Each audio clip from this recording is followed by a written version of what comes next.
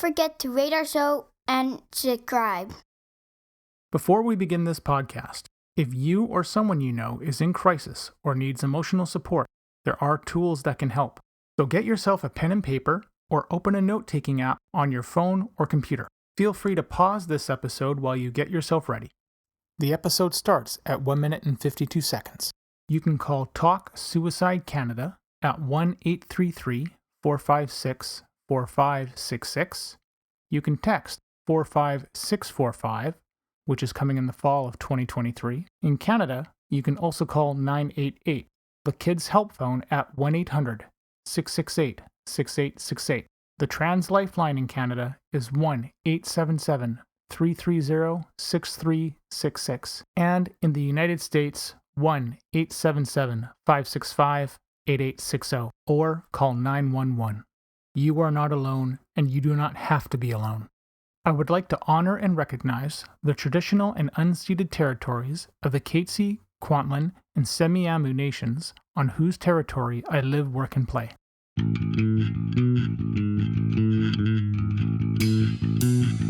Welcome to We Are the ADHD Family podcast. This podcast is meant to chronicle our journey with ADHD, autism, and other discoveries along the way. I reach out to advocates, experts, individuals, and other families that want to raise their voices and empower those on their journey. My name is Mark Smeets, and I am passionate about removing barriers for others through creating connections and building on strengths and practical problem solving. I am married to Siobhan, a parent of 2 wonderful kids, and all of us have ADHD. I want you to feel like you have power and hope. And now, into the episode. Owen, please don't pee on the lightsaber. This is just one of the statements I thought I'd never hear my wife say to our children. You're listening to the We Are the ADHD Family podcast, and we are picking up our conversation with Melissa Madison. This is the second half of the conversation that was released, and I hope you enjoy the second part of it. I had to edit this original episode due to time, so I've just split it into 2 easy to listen to bite-sized chunks. Well, and not only that, I think the important thing to do, which is what, the 3 of us did, I thought, fairly well, was you got to get the voice of the child in there. Yes. And you have to say, how does this make you feel? What are you, give them the opportunities to guide as much of the questions or the answers to the questions that you're asking as you can about their experience of what makes it hard for them, because you don't want to be the parent that sort of goes home and just sort of dumps on the child and, oh, your teacher said you're struggling and this is hard, so if you want to talk, I'm here. Well, no, ask more open-ended questions and try and start the conversation and get the specifics, I think. Absolutely. And always starting with that sentence stream of tell me more about. Yeah. Right? What are your thoughts about? Because if we leave that open, as opposed to, like you said, going in and being like, okay, Mr. So-and-so says that, you're not completing your work on time, or that, you're talking to your friends too much, you're out of your seat too much, or whatever the behavior is. And then the child will automatically go into self-preservation mode. Yeah. Right? This is what they want to do. They don't want to disappoint. They might lie about it. They might deny it. There's all sorts of self-preservation coping strategies that children and adults have, right? Yeah. So if we can go in and be like, I had a meeting with Mr. and Mrs. So-and-so, and they were sharing, that they noticed that maybe you were a little bit off this morning. You want to tell me what was going on for you? Yep. What are your thoughts with that? Yep. Right. So leaving that openness there and getting the child involved and being like, hey, what feels good for you when you are in morning meeting with Miss Madison? Do you like sitting in a chair instead of on the floor? Would that be better for your body, do you think? Let's brainstorm some strategies. Like, when do you feel really good at school and when do you feel uncomfortable at school? And talk about that, right? Yeah. So getting the child involved, not necessarily saying, oh, well, we think that you might have autism. Or we think that, you don't necessarily need to go that far, especially right away. No. But just trying to get the feedback of the child as well, right? No, and I think something like that is, something like that, that just sort of jumps the gun entirely, right? Mm-hmm. It's, all of a sudden, you're thinking about this sort of diagnoses or something like that. Like, I remember, like, Owen really didn't know about autism until really the day before, we went over to Sunny Hill. The other thing was that he knew about his ADHD primarily because of me and the stuff that, like, he and I had seen, and, I'm like, we share this. And it's, we share this sort of bond. But everything else before that, before even getting to that point, it talked about, especially the ADHD side, I will forget things if I don't write them down. Do you have that same issue? Mhm. And those, do you feel like you can organize yourself? Those are the things that brought us closer together, because he realized that he wasn't being attacked. He's like, Dad feels this way. I Mhm. feel this way. He's identifying with that. And we're not throwing a label on there.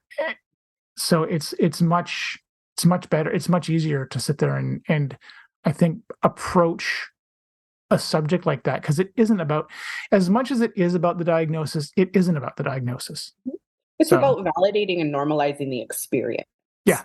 Yeah. So whether it's whether it's a behavior because of a diagnosis, or if it's just behavior because it's a learned strategy, Yeah. it's that part is irrelevant. It's what's the experience, and are you experiencing this too? So being able to validate and normalize those things. And I find that for some, whether they want to introduce, because there's a lot of controversy in terms of, like, sharing with your child what their Yep. diagnoses are and things like that, and that's a whole other podcast. Yep. But I think the idea of normalizing the behavior and the experience Yeah.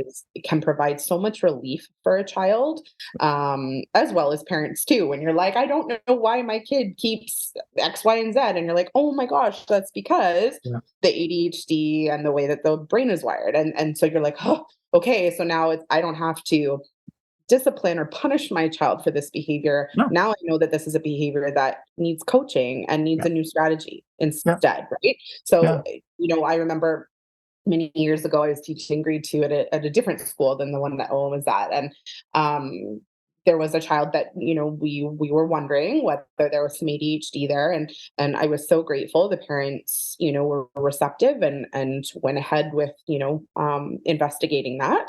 And he did end up getting a diagnosis of Mhm. ADHD.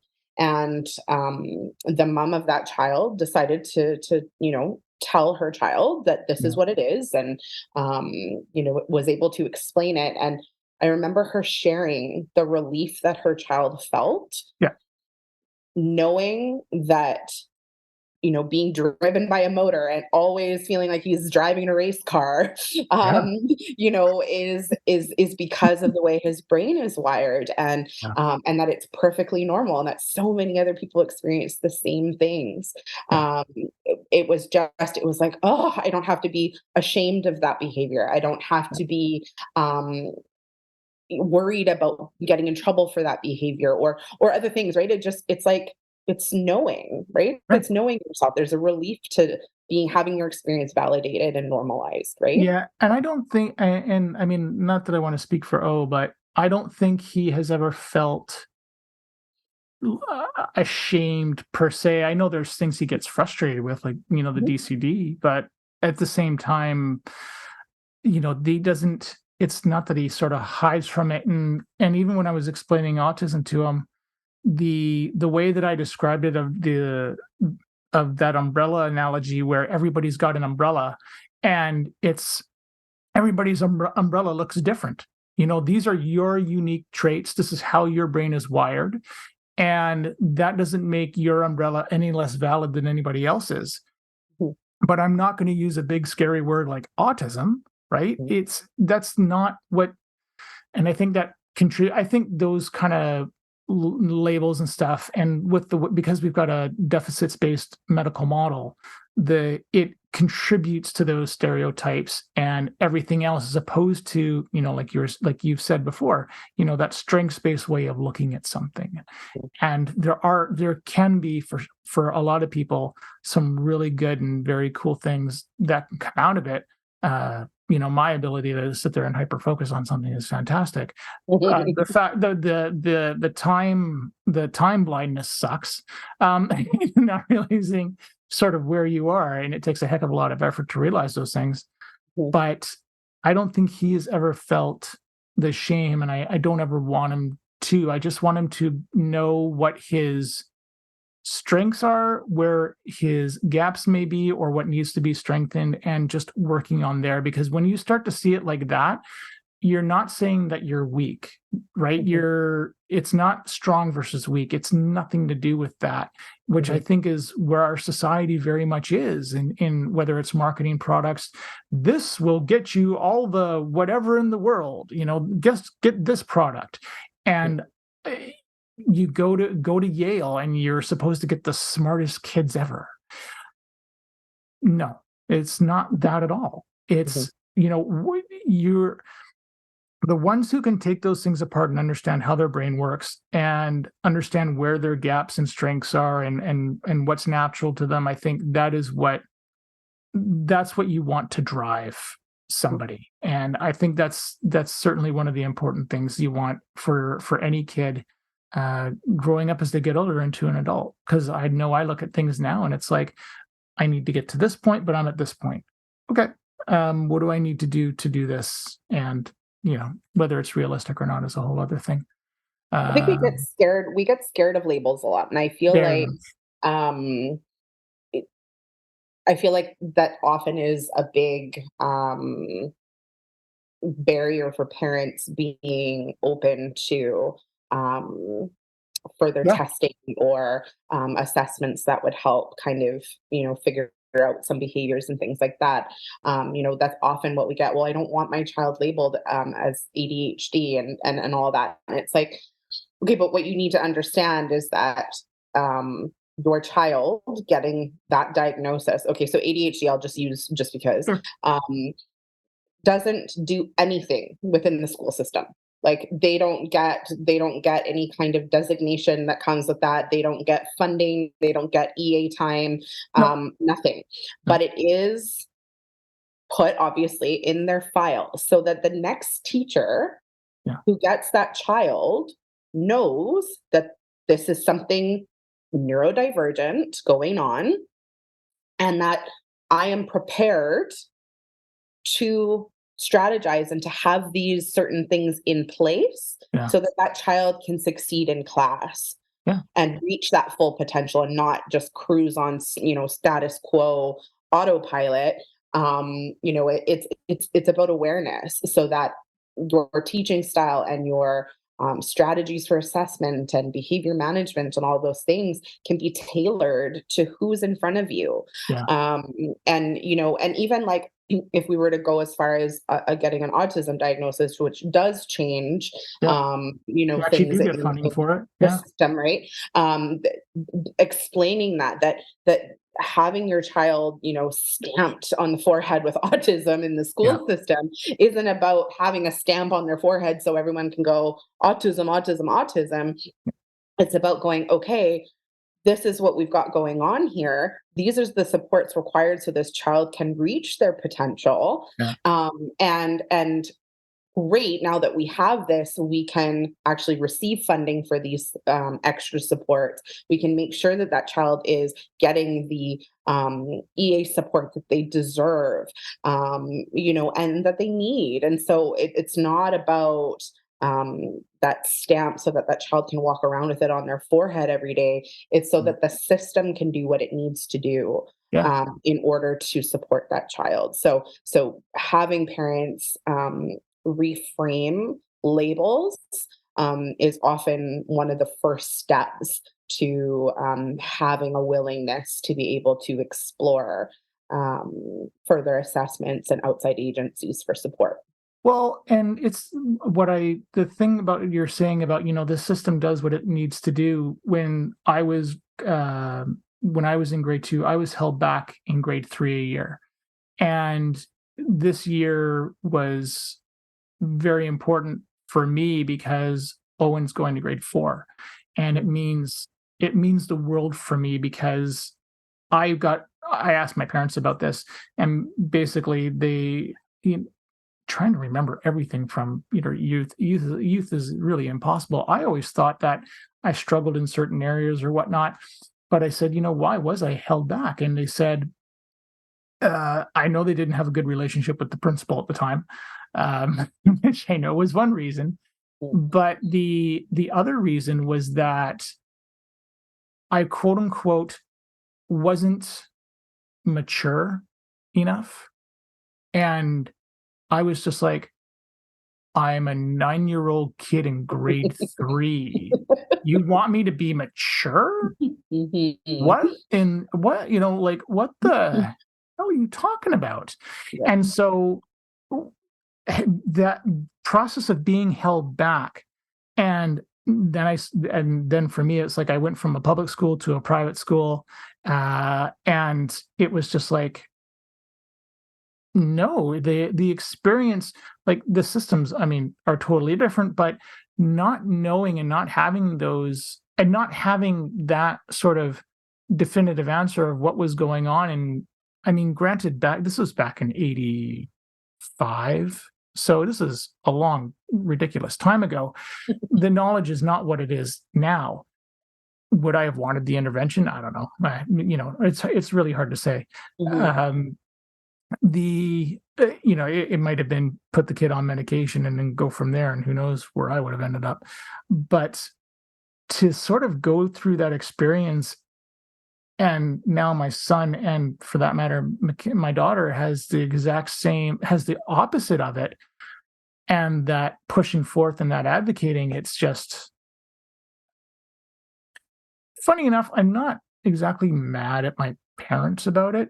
It's more like, I don't know, and they've sort of said the same thing, is I don't think that they necessarily would have known what to do. Go out and find a tutor, basically, because there's something wrong with Mark. And that was the mentality back then. And that's not the mentality now, right? There's nothing wrong. I just think different. And so does O, for that matter, or so does Kenzie or you or whoever else. What do you think? How do you think parents can? Do you think there's an effective way for parents to approach a teacher and say, "Hey, we have concerns, and here's what we see, and what kind of information helps"? Honestly, all information is important. I think that starting the conversations early is key. Um, you know, Early intervention for anything, whether it's academic, behavioral, emotional, mental health, all of it. Early intervention is literally the key to everything.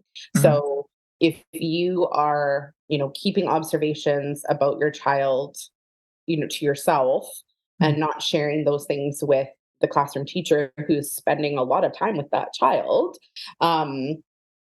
you're hindering the process of kind of gearing up the teacher, the EAs, whoever the supports are in the school, from being able to make meaningful observations necessarily, or to be able to make sense of certain observations. So if, 9 times out of 10, you won't share an observation about your child, but your teacher, if they're paying attention, is noticing probably the same thing, right? And is writing it down, but doesn't know the background, doesn't know what's underneath that behavior. So if you share your information about your child, because you know your child best, and now the teacher is observing this same behavior they were before, but with the lens of what they now know from you, it's way more powerful, right? There's so much more power that goes into being able to support a child when you know about them, right? So like for me, every single year in the classroom,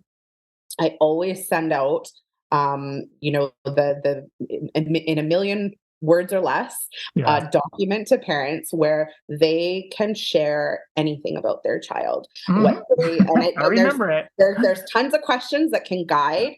If you don't know, but there are other parents, yourself included, who know exactly what to say and need to just say it all. I read every single one of those because not only does it help me at the beginning of the year find out commonalities or things that, a student enjoys that I can use to build relationship with. Oh, I know that so-and-so really, is obsessed with Pokemon. Okay, well, I can talk about Pokemon then. And now we're building rapport. And now I have a relationship with that child simply because that parent shared that. Or I know that, a parent has shared a custody arrangement between mom and dad. And I know that it's 1 week on, 1 week off. And when I notice behaviors and anxiety start to flare before transition day, okay, that context is so helpful. So now I can help with the front loading to get that child regulated and emotionally ready for the transition to the next parent. And now, right? And it provides everything, right? And allows for an understanding. Not only that, but it also, if I am reading something that a parent has written about their child, I can also start to foster friendships, right? So-and-so loves Pokemon. Oh, well, mom mentioned that so-and-so also loves Pokemon. And now I can help, facilitate a conversation. You can gauge a lot about how parents feel and view their child by what they're willing to share with you too. So I will know right away, based on just that simple document, who I need to, maybe, what's the word I'm trying to say? I might need to be more cautious of in terms of sharing observations. Or I know that, okay, for instance, that you are, and I say this with so much love, an oversharer, right? That you were willing to write me pages in an email, which is not a bad thing. For me, that was not a bad thing. But in doing that, it tells me about who you are, right? And so I go, okay, these are all things that are helpful when you build context around a child, and you can then use that information to build supports. Well, and I mean, one of the other things, and so I can define, because I know you used front loading. Front loading is when, just because it's a term not everybody might be familiar with, it's when you're giving a child, or giving anybody for that matter, you're saying what's going to happen next. And you can go as many tasks ahead as you need to go for it. I'm going to go get myself a glass of water, and then we're going to go do science class, and then we're going to go do this. And I mean, Owen thrives off of that in his case. I think what's very interesting about what you're saying from the parent point of view and the oversharing side of it is, and this was the perspective that I came from when I wrote that long message of, what of information and things that we were, and I wasn't too sure on what to write. The other reason that I did it was because, I did it because I was concerned. We were both concerned. But number two, we wanted to make sure that it was documented. And like I have said ad nauseum in every single episode, it's really about, you got to document, because if I said something on, I don't know, September 25th of 2019, and you're going for an autism diagnosis or whatever diagnosis, later, a couple years later on, oh, I told Miss Madison about this thing, and this is documented down, and there's something here for this. And then you're like, oh, thank God I did overshare. Thank God I did say what I had to say, because it isn't so much about the school preventing it per se, or something along those lines. It's really about documenting what you're noticing, what you're seeing, and you can tie it back to something. And that's, I think, a big, big deal. It is a big deal. And I think when you get to the step of, meeting with specialists in outside agencies like Sunny Hill, they're going to want to know, when did this behavior begin? What did you start noticing? And if you can say, okay, that behavior goes all the way back to when they were a toddler or when they were in preschool, it's a lot easier for that team to then say, okay, so this is the developmental framework that they were working in, age-wise. Okay, we normally see this behavior start here Yeah. instead. And so now, again, you've given context to the development of your child, how their brain works, when certain behaviors began, and just overall wonders that you had about your child and their behavior and their regulation skills or whatnot, right? So when Yeah. you get that team of experts involved, they're going to want to know that stuff. And so if you document it and you share it, just like you said, with teachers and so on, then yes, you can give yourself credit. You can go back and say, yes, I did see that behavior.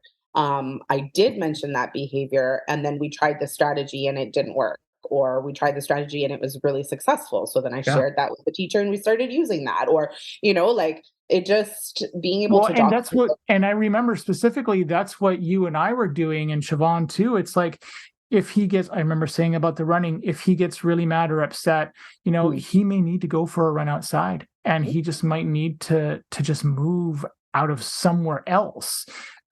Because we had seen we'd seen the whole range of everything from him in terms of how he deals with something that's bad.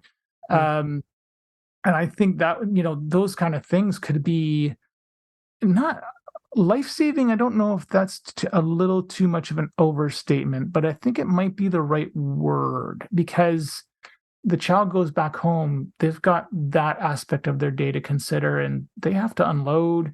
And they have to, at home, they don't really have to hide or anything like that. They'll just unleash for the most part.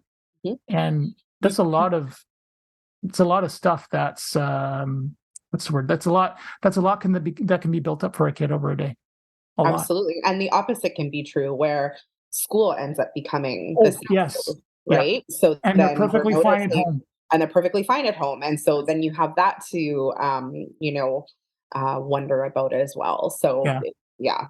The conversation continues in the next episode when Melissa and I discuss working with resistant parents, how parents are the key to connecting resources and services, universal design and its role in the classroom, how a school-based team works, who it's comprised of, and my experience with our school's SBT, or school-based team, the constraint on psych eds, and why is it so hard to get support for kids. See you in the next episode. Thank you for listening to our show. One of the things that we love about Owen is how literal he is. There was a joke that we used to say to him that he would never understand. He does now, so he catches it. But we would tell him, "Hey, Owen, can you hold your horses?" And then he'd go, "I don't have any horses, Dad."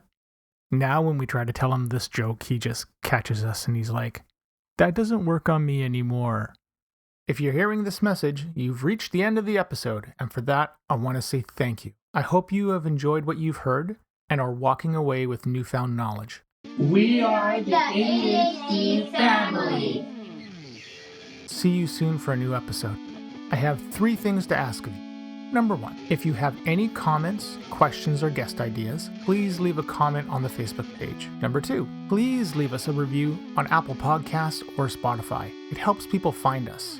And number 3, if you want to be a guest on the show or know someone who would make a great guest, contact me through our Facebook page. This podcast is open to everyone. You don't need to be an expert, just passionate and want to see change. The opinions expressed by the host and guest are not associated with any employer or organization unless otherwise stated.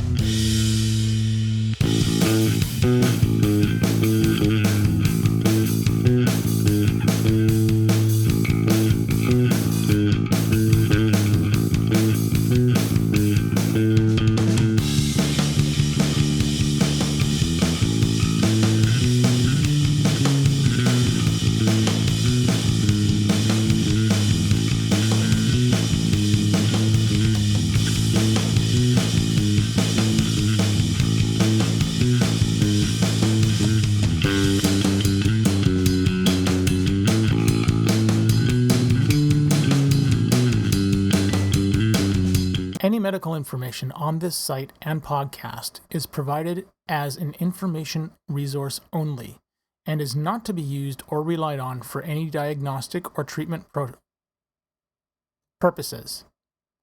This information does not create any patient-physician relationship and should not be used as a substitute for a professional diagnosis and treatment. Please consult your healthcare provider before making any healthcare decisions or guidance about a specific medical condition. The show, host, and its guests expressly disclaim responsibility and shall have no liability for any damages, loss, injury, or liability whatsoever suffered as a result of your reliance on the information contained in this site or show. By visiting this site and listening to this show,